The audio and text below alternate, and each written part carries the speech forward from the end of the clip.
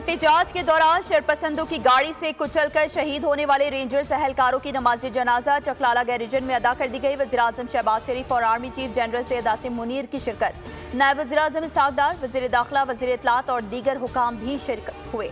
वज़ीर-ए-आज़म और army chief ने शोहदा के जनाजे को कांधा दिया। ISPR के मुताबिक शहीद नायक मोहम्मद रमजान का ताल्लुक कर शहीद सिपाही गुलफाम खान रावलपिंडी और शहीद सिपाही शाहनवाज का ताल्लुक सिब्बी से था।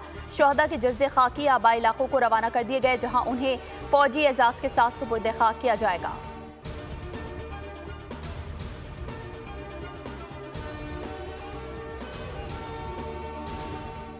और PTI को कंट्रोल करने वाला खुफिया हाथ सब पर भारी है। इस खुफिया हाथ का एजेंडा पाकिस्तान नहीं कुछ और है।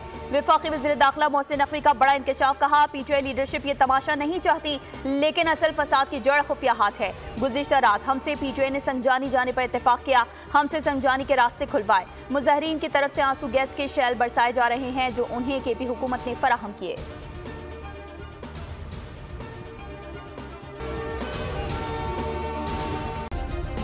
सब्सक्राइब करें और बेल दबाएं ताकि कोई खबर रह न जाए।